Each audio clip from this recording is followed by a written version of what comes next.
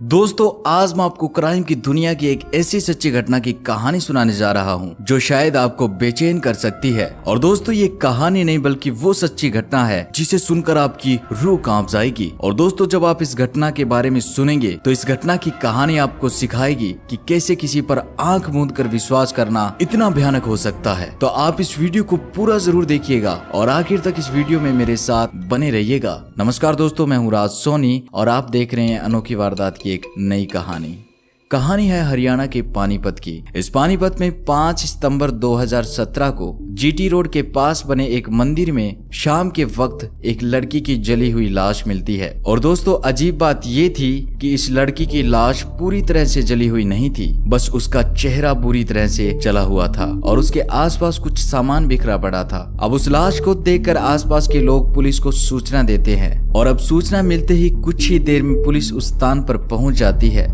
जहां पर वो लाश पड़ी थी। और जैसे ही पुलिस वाले उसके जले हुए चेहरे को देखते हैं तो पुलिस को पहली ही नजर में शक होता है कि इस लाश का चेहरा जलाकर इसकी पहचान को छिपाने की कोशिश की गई है। अब पुलिस उस लाश की और आसपास की जगह की तलाशी लेती है तो अब पुलिस को उस लड़की के पास पड़ा एक मोबाइल, एक आधार कार्ड और एक कॉलेज का आईडी कार्ड मिलता है। अब पुलिस उस आईडी कार्ड को देखती है तो वह आईडी कार्ड था वहीं के आर्य कॉलेज का, जिस पर नाम लिखा हुआ था ज्योति 3rd ईयर और उस आधार कार्ड पर भी यही ज्योति नाम लिखा हुआ था। तो पुलिस को वो मोबाइल, आईडी कार्ड और आधार कार्ड देकर समझने में देर नहीं लगती कि इस लड़की का नाम ज्योति है जो कि आर्य कॉलेज की एक छात्रा है। तो पुलिस उस मोबाइल से नंबर निकालकर ज्योति के घर वालों को फोन करती है और उन्हें बुलाकर वो सारी चीजें दिखाते हैं और ज्योति की लाश भी दिखाते हैं जिसका चेहरा बुरी तरह से जला हुआ था। तो जैसे ही घर वाले ये सभी चीजें देखते हैं तो वो रो पड़ते हैं कि ये उन्हीं की बच्ची ज्योति का सामान है और ये लाश भी उन्हीं की बेटी ज्योति की है जिसका चेहरा तो पहचान में नहीं आ रहा था। अब आगे की कार्रवाई के लिए पुलिस ज्योति के चेहरे और बॉडी की तस्वीर खींच लेती है। अब पोस्टमार्टम के बाद ज्योति के घर वाले ज्योति की लाश को घर ले आते हैं और इसके बाद उनके घर में और आसपास के लोगों में मातम छा जाता है। उनकी बच्ची घर से कॉलेज गई थी लेकिन वापस उसकी लाश ही घर आई है। अब ज्योति के रोते बिलखते परिवार के बीच ज्योति का अंतिम संस्कार कर दिया जाता है। लेकिन दोस्तों, ज्योति का अंतिम संस्कार होने के बाद ही एक खबर और आती है कि उसी आर्य कॉलेज की जिसमें ज्योति पढ़ा करती थी, उसी कॉलेज की एक सिमरन नाम की छात्रा गायब है जो कि ज्योति की ही बेस्ट फ्रेंड थी। तो अब इधर सिमरन के घर वाले सिमरन को ढूंढने लगते हैं और वो इधर उधर पूछताछ करते हैं। तभी सिमरन के घर वालों को खबर मिलती है कि ज्योति जो सिमरन की बेस्ट फ्रेंड थी, जिसके साथ सिमरन हर वक्त रहा करती थी, उस ज्योति की मौत हो गई है। और अब ये खबर सुनते ही सिमरन के घर वाले बेहद ज्यादा परेशान हो उठते हैं और तमाम रिश्तेदारों, दोस्तों और घर वालों से पूछताछ करते हैं कि कहीं ज्योति की तरह सिमरन के साथ भी कुछ गलत न हो जाए। अब ये खबर पूरे शहर में फैल जाती है कि एक ही कॉलेज की 2 छात्राएं जो आपस में अच्छी दोस्त थी वो गायब हो गई है, जिनमें से ज्योति की मौत हो चुकी थी लेकिन सिमरन का कोई भी पता नहीं था। तो पुलिस भी असमंजस में थी कि आखिर सिमरन के साथ क्या हुआ होगा, वह कहाँ है और कहीं सिमरन को भी किसी ने मार तो नहीं दिया।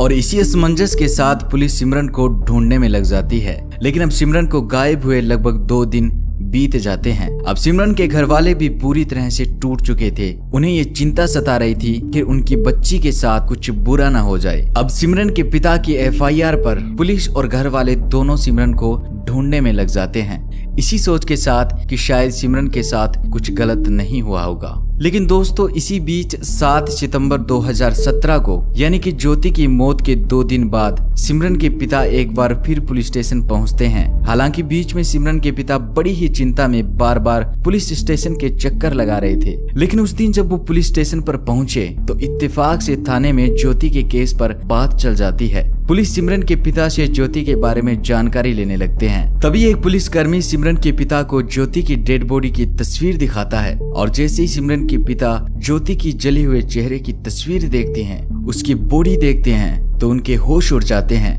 उनको बहुत बड़ा धक्का लगता है। अब पुलिस वाले उनसे पूछते हैं कि आप अचानक चौंक कैसे गए। तो सिमरन के पिता बताते हैं कि ये लाश ज्योति की नहीं हो सकती, बल्कि ये डेड बॉडी उनकी बेटी सिमरन की है। इसका चेहरा भले ही जला हुआ है लेकिन इसके कान और इसकी बॉडी से मैं अपनी बच्ची को पहचान सकता हूँ, लेकिन भगवान करे ये डेड बॉडी सिमरन की न हो। अब ये सुनते ही पुलिस वालों का सर चकरा जाता है कि आखिर ये मामला है क्या। उन्हें इस मामले में कुछ बड़ी गड़बड़ लगती है कि एक ज्योति की लाश मिली जिसके घर वालों ने उसका अंतिम संस्कार कर दिया, लेकिन इधर सिमरन के पिता कह रहे हैं कि ये डेड बॉडी ज्योति की नहीं हो सकती।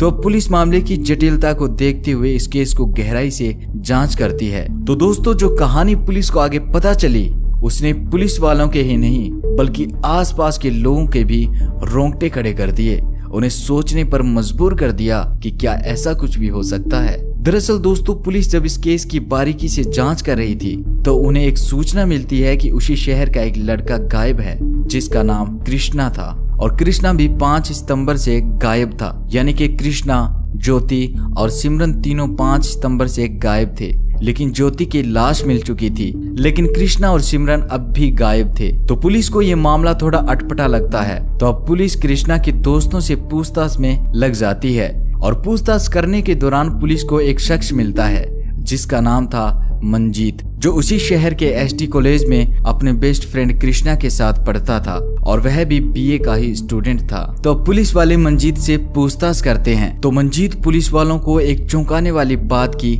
जानकारी देता है। मंजीत कहता है कि उसके बेस्ट फ्रेंड कृष्णा ने उसे 5 सितंबर को फोन करके जीटी रोड गौशाला मंदिर में बुलाया था, वहां पर किसी प्ले का रिहर्सल करना था। तो पुलिस को ध्यान में आता है कि उसी मंदिर के कंपाउंड में ज्योति की लाश मिली थी। तो पुलिस आगे मंजीत से पूछताछ करती है कि तुम वहां गए क्यों नहीं। तो मंजीत कहता है कि वह लेट हो गया था। जब वह वहां पहुंचा तो गेट पर ताला लगा हुआ था, और जब उसने कृष्णा को फोन लगाया तो उसका फोन ऑफ आ रहा था। अब पुलिस को ये कहानी उलझाई जा रही थी। उन्हें ये कहानी बड़ी ही अजीब लग रही थी कि आखिर उस मंदिर में ऐसा क्या हुआ होगा कि उस बच्ची ज्योति को मरना पड़ा।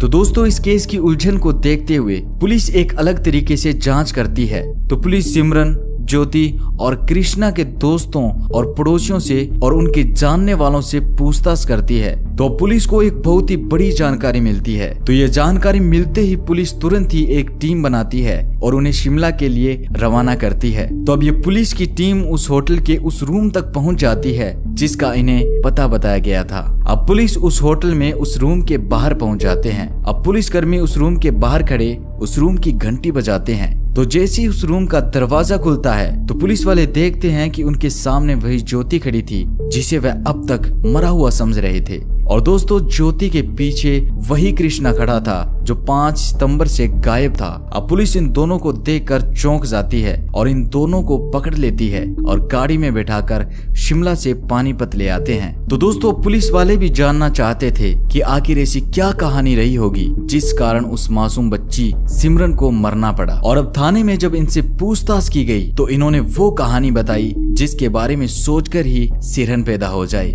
तो दोस्तों, दरअसल कहानी कुछ यूं थी कि ज्योति आर्य कॉलेज की बीए 3rd ईयर की स्टूडेंट थी और कृष्ण कुंभ नाम का ये लड़का भी बीए 3rd ईयर का स्टूडेंट था, लेकिन ये पानीपत के एक दूसरे कॉलेज में था। और एक बार किसी प्ले के रिहर्सल के चलते दोनों की मुलाकात हो जाती है और दोनों में दोस्ती हो जाती है और धीरे धीरे ये दोस्ती प्यार में बदल जाती है और अब दोनों साथ जीने मरने की कस्में खाने लगते हैं। और दोस्तों, अब इसी चक्कर में ज्योति ने अपने घर वालों से बात की, लेकिन बिरादरी अलग होने की वजह से घर वालों ने साफ मना कर दिया। लेकिन दोनों को जीवन भर साथ रहना था और इनके दिमाग में यह भी था कि अगर घर वालों के खिलाफ शादी कर ली तो वो इन्हें चैन से जीने नहीं देंगे। तो इसी चक्कर में इनके दिमाग में एक ऐसा प्लान आता है जिसके बारे में सोचकर ही बड़ा अजीब लगता है। दरअसल ये दोनों प्लान बनाते हैं कि ये दोनों लोगों की और घर वालों की नजर में मर जाएंगे, लेकिन ऐसा कैसे हो सकता है। तो प्लान की अगली कड़ी के अनुसार ये दोनों अपनी ही कदकाठी के 2 शख्स को ढूंढने लगते हैं, एक लड़का और एक लड़की, ताकि उनकी मौत इनकी जिंदगी बन सके। और तभी दोस्तों, ज्योति की नजर पड़ती है उसी के कॉलेज की एक स्टूडेंट पर जिसका नाम था सिमरन, जो कि बड़ी ही सीधी सादी लड़की थी। अब ज्योति सिमरन को अपनी दोस्त बनाती है और अब ज्योति सिमरन के साथ बड़े ही प्यार से रहने लगी और सिमरन भी ज्योति के साथ पूरी तरह से घुल मिल गई थी। सिमरन ज्योति को अपनी बेस्ट फ्रेंड मान रही थी, लेकिन दोस्तों, उस बेचारी को कहाँ पता था कि उसके साथ इतना भयानक होने वाला है।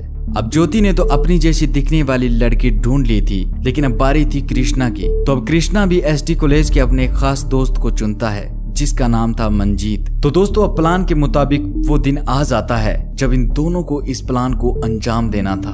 तो अब ज्योति अपनी बेस्ट फ्रेंड सिमरन को पानीपत के जीटी रोड के पास गौशाला मंदिर में बुलाती है किसी रिहर्सल का बहाना बनाकर, और उधर कृष्णा भी अपने दोस्त मंजीत को इसी स्थान पर बुलाता है। अब कुछ ही देर में सिमरन वहां पहुंच जाती है, लेकिन मंजीत अभी तक वहां नहीं पहुंचा था। तो कृष्णा, ज्योति और सिमरन वहां खड़े उसका इंतजार करने लगते हैं। लेकिन दोस्तों सिमरन आगे के भयानक मंजर से अनजान थी। अब ज्यादा देर होने के कारण कृष्णा मंजीत को फोन लगाता है, तो मंजीत उससे कहता है कि वह लेट हो जाएगा। तो अब ये दोनों उसका इंतजार नहीं कर सकते थे। तो ज्योति सिमरन को अपने बैग में पड़ी कोल्ड ड्रिंक ऑफर करती है, और जैसे ही सिमरन कोल्ड ड्रिंक पीती है वह बेहोश हो जाती है, और बेहोशी के हालत में ही ज्योति सिमरन का गला घोंट देती है, जिसके बाद उसकी वहीं पर मौत हो जाती है। तो दोस्तों ज्योति अब तुरंत ही सिमरन को अपने कपड़े पहनाती है और अपना ID कार्ड, आधार कार्ड और मोबाइल उसके पास रख देती है। और दोस्तों सबसे अजीब बात कि ज्योति अपने साथ लाई तेजाब को अपनी बेस्ट फ्रेंड सिमरन के चेहरे पर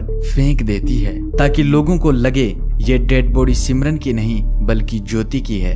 अब सिमरन के मरने के बाद वो वहां ज्यादा देर नहीं रुक सकते थे, क्योंकि उन्हें डर भी था कि कहीं कोई आ न जाए। तो वो दोनों मंजीत को मारने का अपना प्लान बदलकर वहां से भाग जाते हैं, और कुछ देर बाद मंजीत वहां पहुंच जाता है और कृष्णा को कॉल लगाता है। तो कृष्णा का फोन ऑफ आता है, तो अपना वापस अपने घर चला जाता है। और शायद मंजीत की किस्मत ने आज मंजीत की तो जान बचा ली थी, लेकिन वह बेकसूर सिमरन मारी जाती है। अब दोस्तों ये दोनों अपनी नई पहचान के साथ इधर उधर शहरों में घूमते रहे, और इधर सिमरन को ज्योति समझकर उसका अंतिम संस्कार कर दिया जाता है। और सिमरन के पिता सिमरन की सही सलामती की दुआ मांगते रहे, लेकिन दोस्तों उन्हें कहाँ पता था कि उनकी बेटी का तो अंतिम संस्कार कर दिया गया है।